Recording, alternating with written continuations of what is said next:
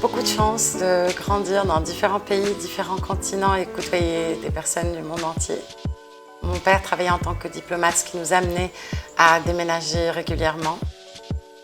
Le dernier pays avant de venir en Suisse, c'était le Canada, où j'ai décidé de changer de carrière du droit à l'IT. J'étais toujours fascinée par ce monde digital, curieuse aussi d'apprendre.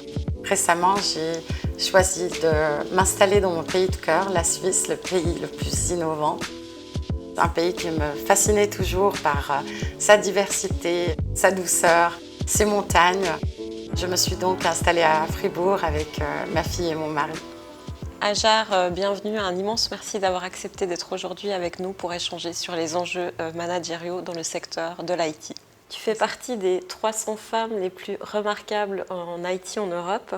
Comment on passe d'une formation initiale en droit à devenir une des personnes les plus influentes dans le monde du digital?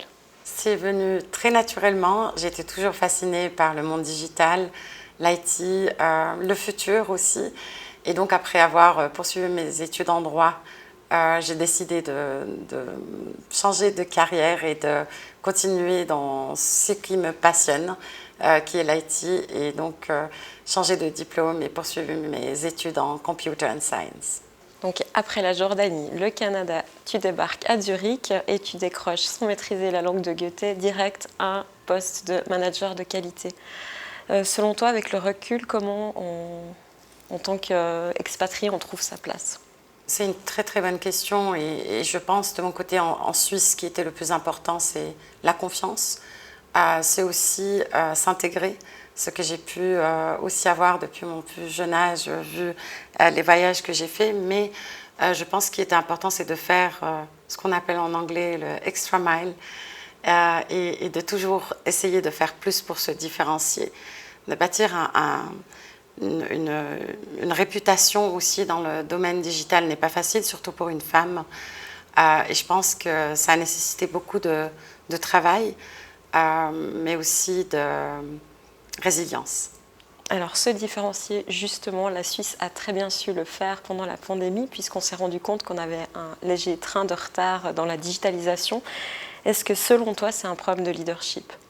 Je pense que c'est dû à plusieurs choses. Quand on veut faire une transformation digitale ou aller dans ce sens, il est important d'avoir une stratégie qui soit claire, une vision, mais aussi des processus et une structure qui suit.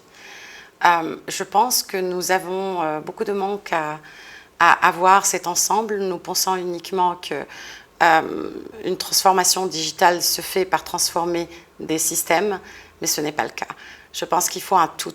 Et bien évidemment, je reviens au point où le leadership est très important, parce que quand on fait une transformation, les personnes, l'humain est au centre de cette transformation.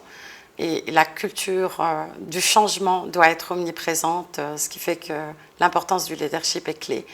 Et nous avons beaucoup à faire au niveau leadership, en tout cas. En Suisse ? En Suisse. Récemment, tu as déclaré dans une interview que la transformation numérique ne se passerait pas sans les collaborateurs. Qu'est-ce que tu voulais dire par là? Tous les collaborateurs doivent devenir des spécialistes du digital? Non, je vois ça sur un état d'esprit. Je pense qu'une organisation qui va se transformer, que ce soit dans le monde numérique ou autre, a besoin de personnes ou de talents. Et ces talents, pour pouvoir avoir une continuité, ils doivent appartenir à cette culture de l'apprentissage. Et il faut être curieux, ça c'est la première des choses, pour pouvoir apprendre et pour pouvoir être prêt pour le futur. Et c'est pour ça que je trouve que l'humain, les employés doivent être au centre de chaque transformation qu'on fait. Et nous devons aussi les développer ou maintenir ce développement tout au long de cette transformation. Et comment on maintient ce niveau de connaissance de toutes des équipes? Je ne sais pas, tu as 1000, 2000, 3000 collaborateurs. Comment tu arrives à maintenir ça? Je pense qu'il faut instaurer une culture de l'apprentissage, une culture du développement, qu'il faut d'abord commencer par les managers, parce que sans ça, je pense que ça ne va pas suivre. C'est la seule chose qui ne vient pas bottom-up. Et la seconde chose, c'est d'avoir les bonnes personnes avec un état d'esprit curieux, qui sont prêts à apprendre et qui sont prêts à incarner le changement. Tu es très engagée pour favoriser l'ascension des femmes à des postes à responsabilité dans le monde de la tech. Comment ça se traduit concrètement par des techniques, des outils et qu'est-ce que toi tu mets plus particulièrement en place dans ce domaine? Alors, pour les outils, il y a plusieurs outils dans chaque entreprise et je pense les mêmes des fois pour développer les femmes, pour les mettre en tant que potentiel, etc. etc. Il y a même des programmes spécifiques aujourd'hui pour les femmes. Mais je pense que ce qui est important, c'est de comprendre que la diversité ne vient pas sans l'inclusion. Donc, encore une fois, c'est managérial, il faut instaurer cette culture où nous développons aussi ces femmes, nous leur donnons cet espace d'apprendre et puis de grandir dans une entreprise. Et avant ça, je pense que l'aspect rôle modèle est très important pour les filles, pour les filles dans l'université, même plus jeunes, dans des écoles primaires et secondaires.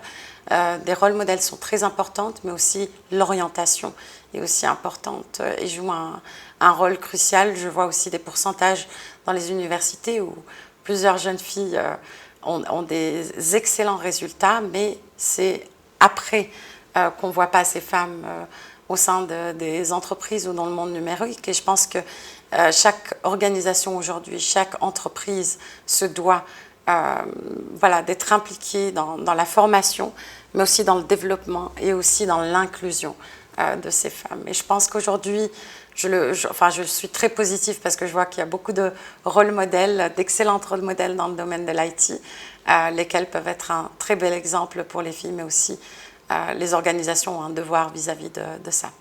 Sans oublier le mentorat, puisque tu restes très modeste là-dessus, mais je sais que tu t'engages énormément d'un point de vue du mentorat pour les jeunes femmes et que tes talents d'accompagnement sont extrêmement appréciés.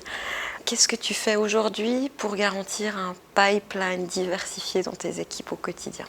C'est une question clé pour moi. Je pense que la diversité dans les équipes est cruciale, surtout dans le domaine où nous sommes aujourd'hui, où il y a besoin aussi de cette curiosité, cette créativité et d'avoir un avis différent, très important pour le changement et puis aussi pour les performances d'une entreprise. Je l'ai moi-même vécu. J'étais responsable de la Romandie et du Tessin et nous avions à ce moment-là plus de 48 nationalités. Différentes perspectives, ce qui amenait d'excellentes performances, mais ce qui était important, c'est d'avoir un plan clair de développement de ces talents. La deuxième chose, c'est la communication, de discuter avec nos talents et puis de voir où est-ce qu'ils se voient le mieux et de voir aussi où est-ce que nous pouvons mettre leurs forces dans l'entreprise aussi vis-à-vis des clients. Et la troisième chose, c'est de vraiment déclencher cette motivation intrinsèque et non seulement l'extrinsèque avec le développement, le talent management, comme tu l'as bien mentionné, et de leur montrer des choses concrètes. Nous avons tendance toujours à parler de diversité, ou bien d'autres domaines comme la transformation, mais moins de qu'est-ce qu'on a exécuté. Et des fois, il faut célébrer les succès, comme par exemple, quand j'ai augmenté la pipeline de 25% de femmes dans mon équipe managériale, était quelque chose qu'on devait célébrer aussi et montrer que voilà, ce qu'on fait a vraiment une importance aussi au niveau des équipes, des clients, mais aussi on peut le faire et c'est possible. Et de donner, surtout ce qui m'a beaucoup aidé, c'est de donner cette formation de biais inconscient aux managers. Parce que des fois, on a tendance à dire non, mais on est inclusif, mais on est divers, mais des fois, on a des biais inconscients, on ne se rend pas compte. Et je pense que c'est la première chose avec laquelle il faut commencer au niveau managérial et de montrer aussi qu'il y a ces biais-là, qu'il y a ces stéréotypes et qu'il faut absolument... voilà. Ouais, est-ce que tu pourrais me donner un exemple de biais inconscient, justement? Ah, waouh. Alors, il y en a plusieurs. Mais par exemple, j'ai eu affaire à un biais qui était extrêmement difficile pour moi d'accepter. C'était quand on me disait que des femmes enceintes ne pouvaient pas être managers parce qu'elles allaient accoucher, etc. Et c'est quelque chose qui était pour moi... un changement doit être vraiment fait à ce niveau-là et démontrer que des femmes enceintes, c'est comme des hommes qui vont au service militaire. C'est pas différent. La deuxième chose aussi, les biais inconscients, c'est quand on a un chef ou un manager qui est en Suisse alémanique, la manière dont il évalue les performances de ses équipes en Suisse romande est différente de celle qui est en Suisse alémanique et vice-versa. Un manager qui est en Romandie, qui a des équipes en Suisse alémanique, l'évalue différemment, à savoir approximativement 20% de moins. Et surtout dans les compétences how, c'est-à-dire dans les soft skills, ou les compétences de comment la personne réagit, de comment elle est en équipe, etc. Donc c'est absolument un fait. Et puis de montrer ces chiffres-là aide énormément les managers à comprendre la situation et à admettre qu'il y a des biais inconscients. Tu prônes la confiance comme clé de voûte du management aujourd'hui. Comment ça se traduit au quotidien dans ta manière de gérer tes équipes? La première chose, c'est de partager les mêmes valeurs. La deuxième chose, c'est de communiquer. Je pense que la communication aide énormément aussi à changer certaines perceptions qui ne sont pas réelles.